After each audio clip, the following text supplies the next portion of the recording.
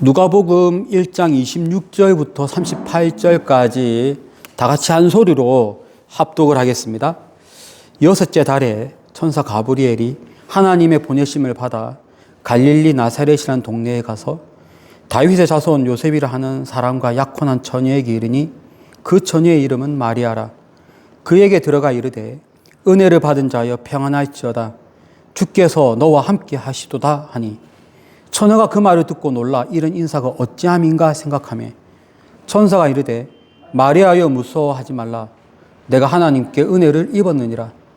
보라 내가 잉태하여 아들을 낳으리니 이름을 예수라라.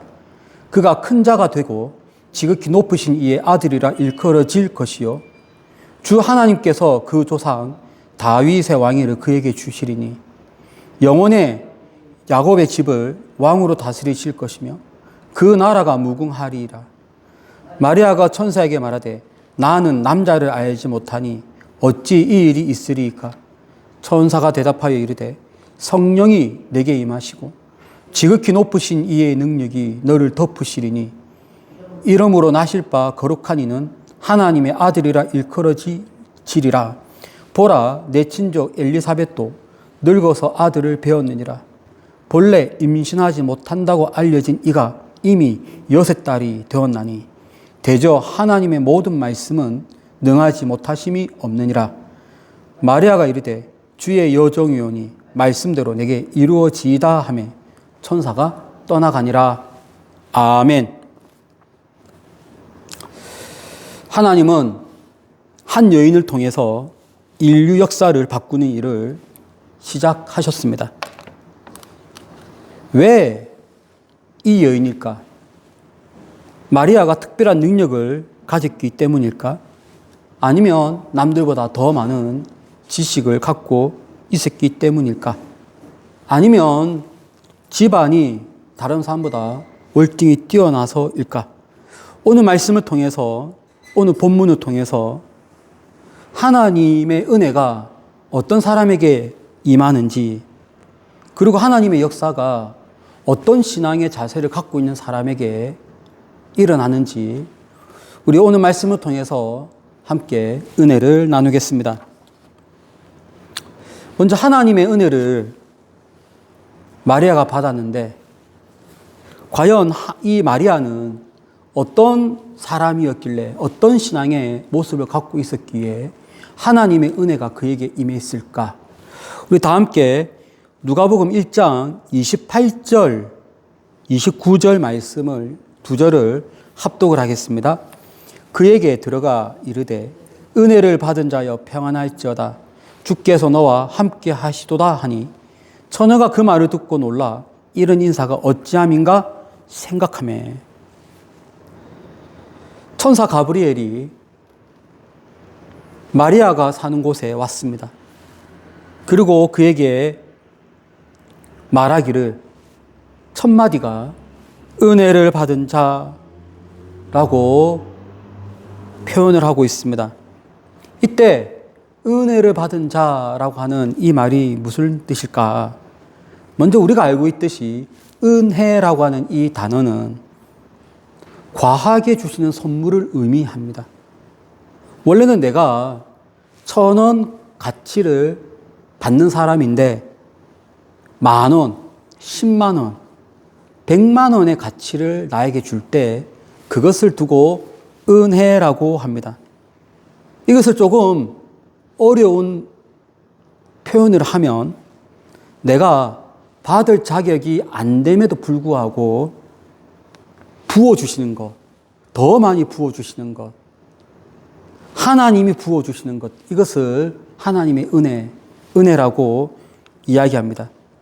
그러니 마리아가 하나님의 은혜를 받았다라고 하는 것은 마리아가 가지고 있는, 마리아가 원래 받는 그 양보다 훨씬 더 많은 가치, 훨씬 더 많은 선물, 훨씬 더 많은 것을 하나님께로부터 받았다는 그런 표현이 되겠습니다. 보통 우리가 은혜를 명사형으로 카리스라고 표현하는데 여기에 보면 은혜를 받은 자여라고 할 때는 이 케카리라고 하는 이 단어가 안에 포함되어 있어요. 케카리 토메네라고 표현을 합니다. 이 단어가 갖고 있는 뜻이 있어요. 이 단어는 기본 동사형이 카리토오인데, 이 카리토오라고 하는 이 말이 은혜를 받았다라고 하는 그런 말인데, 케카리토메네 이 말은 아주 풍성하게 받았는데 이것이 문법적으로 옛날에 받았다는 말이에요. 옛날에 과하게, 과분하게, 더 많이, 풍성하게 뭔가를 받았는데 그것이 지금까지 이어져 오고 있다. 예. 이걸 이 헬라어로, 이 단어로 묘사하고 있습니다.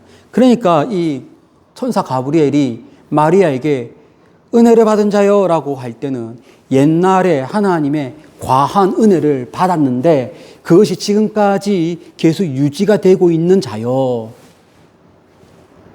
예, 그런 의미가 되겠습니다. 그러면 이 마리아는 지금이 아니고 가브리엘이 말하는 시점이 아니고 그 이전부터 하나님의 큰 선물, 큰 은혜를 받고 지금까지 유지가 되고 있는데 도대체 어떠한 은혜를 받았을까? 여러분, 어떤 사람은 병에서 나오면 뭐라고 얘기하냐면 병에서 나를 고쳐주었으니 하나님의 은혜를 받았다라고 표현합니다. 또 어떤 사람은 없었다가 뭔가 물질이 생기면 하나님이 나의 사정을 아시고 물질을 주신 은혜라고 이야기해요. 그럼 이 마리아가 받은 은혜는 무엇일까요?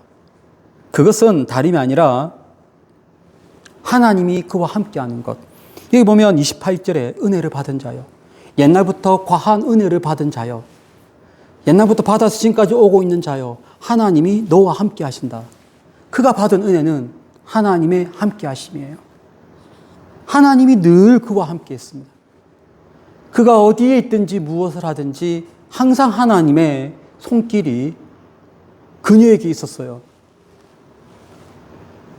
왜 하나님은 마리아에게 이러한 과분한 은혜를 주었을까? 왜 하나님은 이 아직 세상 경험이 많지 않고 나이가 많지 않은 이 소녀에게 하나님이 함께하는 은혜를 주었을까? 그것을 우리가 조금 엿보려면 29절에 그걸 볼 수 있어요.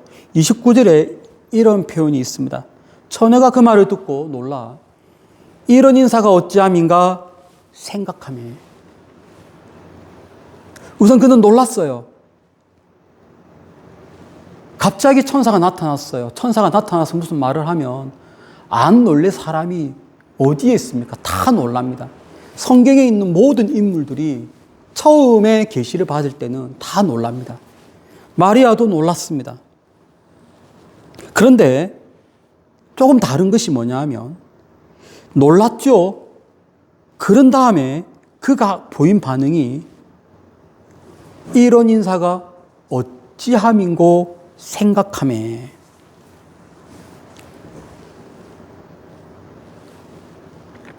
자, 우리 예를 든다면 구약시대 때 하나님의 계시를 처음 받았던 사람들의 이야기를 한번 보겠습니다. 지난번에도 언급해 드렸는데 기드온 아주 대표적이죠. 기드온이 아주 열정적인 사람이었고 신앙이 좋았던 사람이에요. 그에게 계시가 내려집니다. 그러면서 천사가 나타났을 때 그는 좀 거부하는 반응, 믿지 못하는 반응, 그것을 가졌어요. 그래서 뭐라고 했냐면 내가 집에서 음식 갖고 올 때까지 기다리시오. 자기에게 계시하고 있는 사람에게, 계시하는 천사에게 뭐라고 하냐면 내가 집에 가서 집에서 음식 갖고 올 때까지 기다리시오. 그럼 내가 믿겠습니다. 갖고 왔더니 기다리고 있는 거예요. 그 다음 뭘 요구하냐면 양털로 또 2번이나 반신반의하는 모습을 보였어요. 삼손의 아버지 마노아, 마노아에게 천사가 임했을 때 마노아가 마치 하나님의 사자와 대화를 많이 했어요. 많이 했는데 한참 대화하고 나서 21절에 뭐라고 얘기하냐면 그가 여호와의 사자인 줄 알고 비로소 그가 떠나고 난 다음에 알았다는 거예요. 무슨 말이냐면 처음에 계시가 왔을 때는 이것이 반신반의하면서 정말인가? 아닌가? 이런 자세를 가지고 있었습니다. 사가랴는 어땠습니까? 지난주에 봤던 말씀이죠. 사가랴는 처음에 천사가 그에게 나타났을 때 의심하는 마음을 가졌어요. 의심하면서 질문합니다. 그러니까 지금까지 살펴본 사람들의 이 예들이 천사가 임했을 때 다 보면은 의심 반, 반신 반이 요런 반응인데 지금 이 마리아는 그런 것이 아니에요. 어떻게 천사가 나에게 내려왔을까? 이것을 곰곰이 생각하면서 그것을 받아들이려고 하는 자세를 갖고 있습니다. 이 여기를 통해서 보일 수 있는 이 자세는 항상 받아들이려고 하는 자세. 어떤 말씀이든지 내 몸에 흡수하려고 하는 자세. 이것이 평소의 그런 자세. 어떤 말씀이든지 그것을 나의 상황과 맞지 않다고 해서 밀어내는 것이 아니고 그것이 좀 불가능해 보이지만 어떻게 나에게 임할 것인지 되려고 만들려고 하는 자세. 이걸 두고 뭐라고 얘기하냐면 하나님 말씀 앞에 겸손하다라고 표현하는 거예요. 마리아는 하나님의 말씀 앞에 겸손했습니다. 평소에 그는 항상 이런 모습이었어요. 늘 겸손한 모습. 어떤 말씀이든지 그냥 받아들이려고 하는 자세. 그렇다면 이제 이 말씀을 통해서 우리의 하나님 말씀을 대하는 모습이 어떠한지 한번 돌아볼 필요가 있습니다. 우리가 얼마나 많은 성경 말씀을 읽고 얼마나 하나님의 말씀을 많이 가르침받고 듣습니까? 그럴 때마다 어떤 사람은 나하고 맞지 않다고 해서 무조건 밀어내기도 하고요. 어떤 사람은 하나님의 말씀을 난도질하는 사람도 있습니다. 또 어떤 사람은 그런 초자연적인 일인데 그런 것이 어떻게 일어나냐고, 이 과학이 발달한 이 시대에 그런 것이 어떻게 일어나냐고 밀어내는 사람이 얼마나 많다고요. 그러나 그런 자세를 갖고 있으면 하나님의 은혜가 과분하게 임하지 못할 뿐만 아니라 하나님이 함께하는 삶도 갖지 못합니다. 평소에 우리는 이런 자세를 가져야 돼요. 정말로 엄청난 말씀임에도 불구하고 어떻게 그것이 나에게 이루어질까? 어떻게 나에게 그 말씀이 적용되어질 수 있을까? 라고 하는 겸손의 자세, 겸손의 모습, 그런 모습을 갖는 여러분 되시기를 축복을 드립니다. 자, 또 오늘 이 말씀을 통해서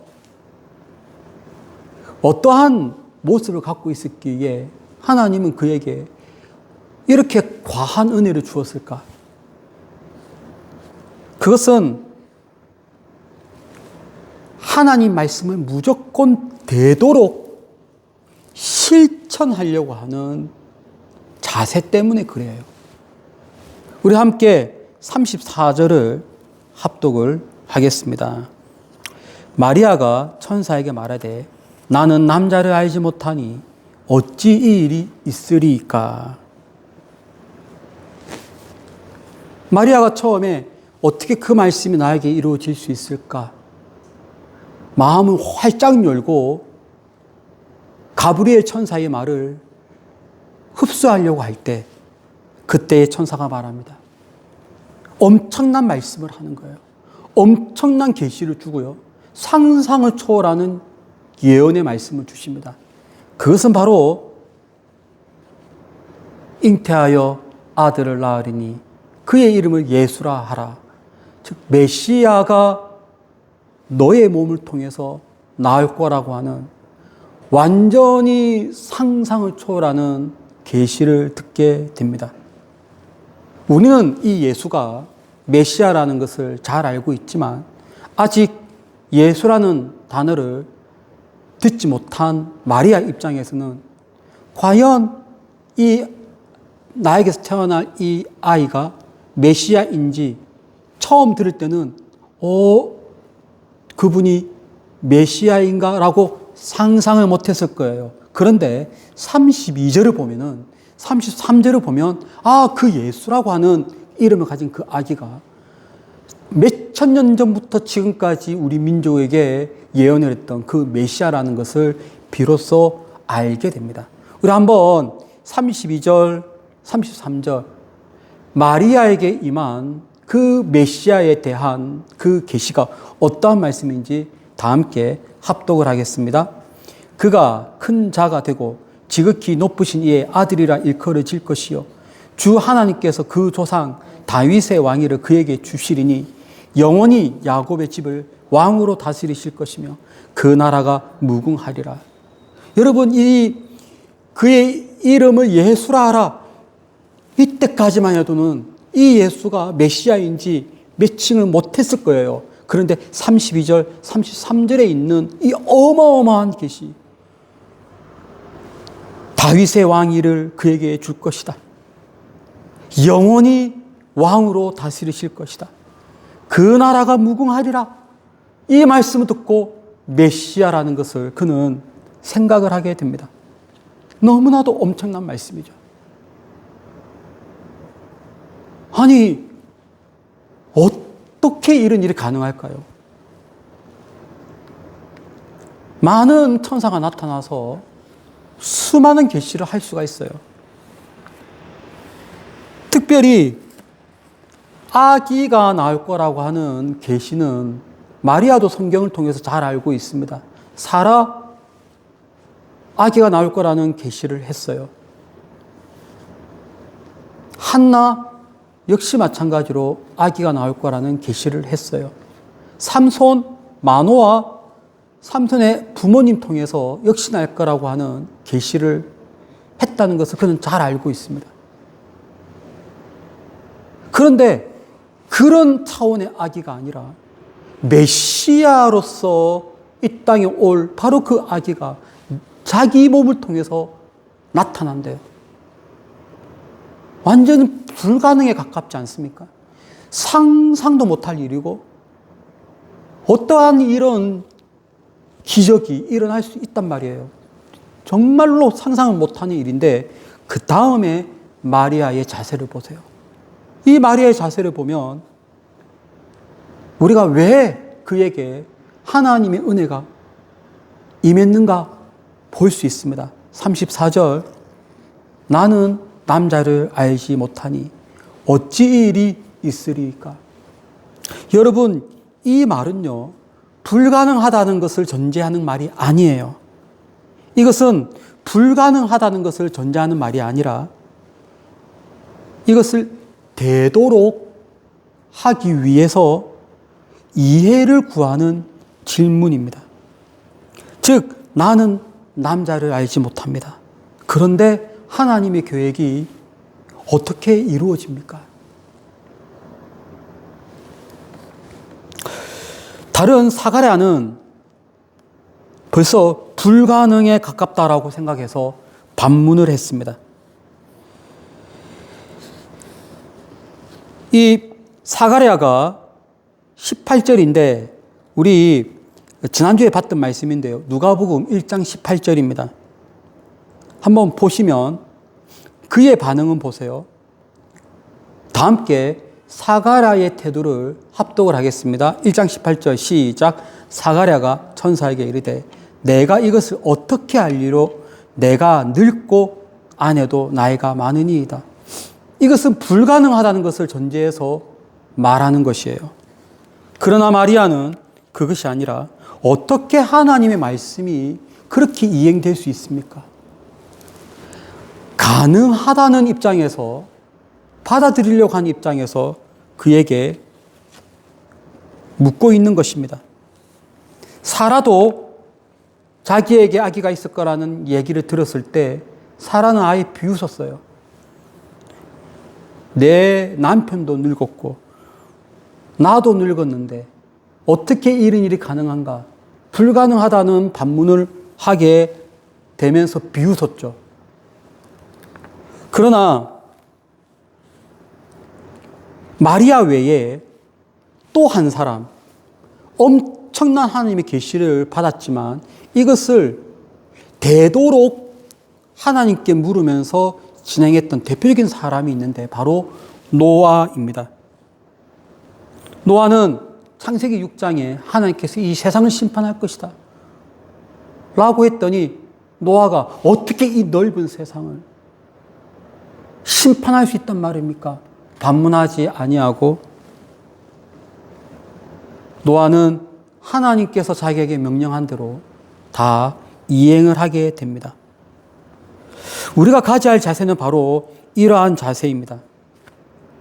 그냥 밀어내는 것이 아니고 그것이 내 몸에 들어오도록 하기 위해서 받아들이는 자세, 순종하려고 하는 자세.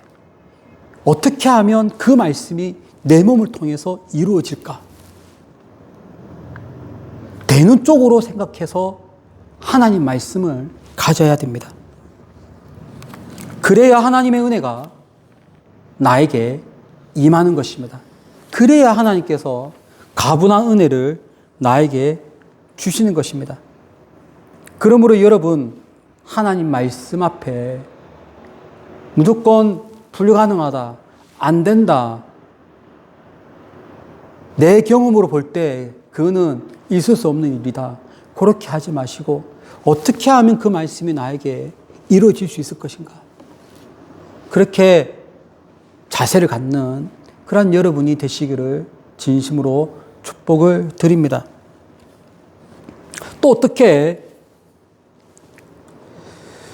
어떠한 신앙 자세를 갖고 있어야 하나님의 은혜가 임할까?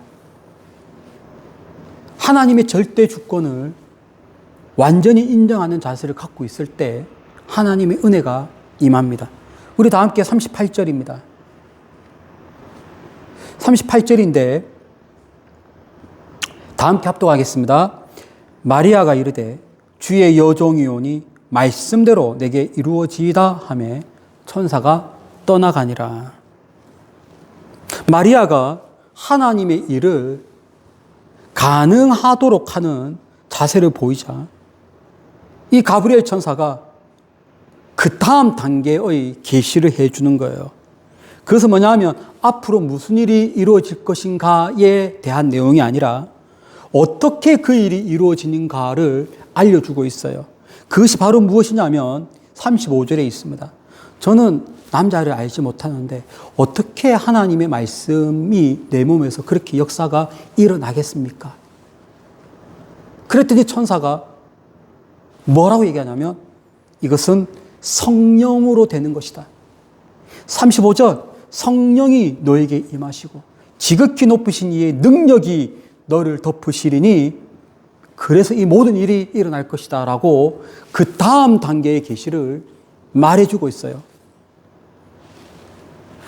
그러니 우리가 가져야 될 자세는 이런 거예요. 그 말씀이 어떻게 나에게 이루어질 것인가? 어떻게 하면 내가 되도록 할 것인가? 그것을 흡수를 하면 그 다음 어떻게 그 일이 너에게 가능한 것인지 하나님께서 나에게 알려주십니다. 때로는 보여주시고 때로는 일을 진행케 해주십니다. 그랬더니 사실 이 말도 말이 안 되잖아요. 어떻게 남자 없이 잉태가 될 수 있는가?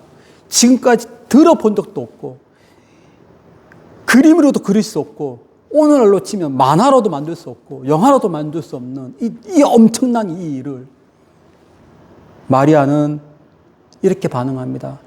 주의 여종이오니 말씀대로 내게 이루어지이다. 야, 여러분 너무 하나님 말씀에 대한 자세가 너무 겸손하지 않습니까? 상상도 못할 어떻게 되어지는 일에 대해서 들었는데 이 마리아는 그 말씀을 딱 듣자, 그래요. 그것이 하나님의 뜻이면, 그것이 하나님의 주권이라면 저는 그저 따라가겠습니다. 절대 주권을 인정하는 모습을 보이고 있어요. 그것을 바로 말씀대로 내게 이루어지이다 라고 하는 이걸로 그냥 순복합니다. 그리고 또 보세요. 마리아가 말합니다. 주의 여종이오니. 이때 여종이라고 하는 이 단어가 둘레라고 하는 단어인데, 이 단어는 그냥 하인, 노예, 일하는 사람, 이런 말이 아니에요. 여기서 뜻하는 것은 완전히 나의 전인격적인 모든 것이 주인에게 속했습니다라고 할 때 이 단어를 쓰는 거예요. 이 마리아가 이 단어를 씁니다. 저는 둘레입니다. 저는 완전히 주님의 주권에 종속된 존재입니다. 그러니 주님께서 어떤 말씀을 하시든지 어떤 일을 행하든지 저는 그냥 따라가겠습니다. 내 몸도, 내 인생도, 내 미래도, 내 명예도 다 주님의 손에 달려 있습니다. 절대 주권을 인정하는 자세. 그랬을 때 가브리엘 천사가 이 절대 주권을 인정하는 이 마리아의 모습을 보고 더 이상 다른 말을 하지 않고 떠납니다. 완전한 하나님께 무릎 꿇은 저 모습 딱 눈으로 확인하고 떠나죠. 더 이상 할 말이 없는 거예요. 우리는 여기서 분명히 배워야 합니다. 하나님의 은혜가 과연 어떤 사람에게 임할까? 하나님의 은혜는 하나님의 주권이 있고 내가 있을 때 내 주권이 자꾸 올라와서 하나님의 주권을 밀어내는 이 상태에서는 하나님의 절대적인 은혜가 올 수가 없어요. 하나님의 가분한 은혜가 올 수가 없어요. 하나님이 함께 하심이 올 수가 없어요. 그러나 말씀 앞에 겸손하고 어떻게 하면 그 말씀이 나에게 이루어질 수 있을 것인가 생각하고 나의 모든 것을 주님께 완전히 순복할 때 하나님의 은혜가 나에게 임하는 거예요. 원래부터 이런 자세의 신앙 자세였기 때문에 하나님은 그를 통해서 예수 그리스도를 이 땅에 보내실 작정을 하신 거예요. 이 세상 가장 겸손하신 분이 바로 예수 그리스도이십니다. 예수님이 하나님의 뜻을 그대로 이행하기 위해서 이 땅에 오셨죠. 하나님의 신분이지만 하나님의 뜻을 이행하기 위해서, 아버지의 뜻을 이행하기 위해서 그냥 아버지 말씀에 순복하기 위해 이 땅에 내려오셨죠. 하나님으로서 죽음을 보면 안 되지만 하나님의 뜻이 그러하니 내려놓고 죽음의 길로 가셨습니다. 그러니 이 땅에서 가장 하나님 앞에서 겸손한 사람은, 겸손하신 분은 바로 예수 그리스도이십니다. 그 예수 그리스도의 그 겸손을 인간의 모습으로 갖고 있었던 사람이 바로 이 마리아였던 것이에요. 우리가 어떻게 신앙생활을 해야 될 것인가? 우리가 어떠한 겸손으로 살아가야 될 것인가? 우리가 어떠한 겸손으로 하나님 말씀과의 관계를 맺을 것인가? 여러분, 하나님의 절대 주권 앞에 여러분을 내려놓으십시오. 어떠한 불가능하게 보이는 말씀이라도 밀어내지 마시고 어떻게 하면 그 말씀이 나에게 이행될 수 있을 것인가 생각하시고 받아들이시고 순복하는, 그리하여 저도 그렇고 여러분도 그렇고 하나님의 큰 은혜가 임하여 하나님의 은혜로 살고 주께서 함께하는 그러한 생활을 하는 복된 여러분의 삶 되시기를 예수 이름으로 축원합니다. 기도하겠습니다. 은혜와 사랑이 풍성하신 하나님 아버지 감사합니다. 하나님의 은혜를 우리 모두에게 부어주시고 그 은혜로 살아가는 우리의 삶이 되게 하여 주옵소서. 감사하며 예수님의 거룩하신 이름으로 기도드립니다. 아멘.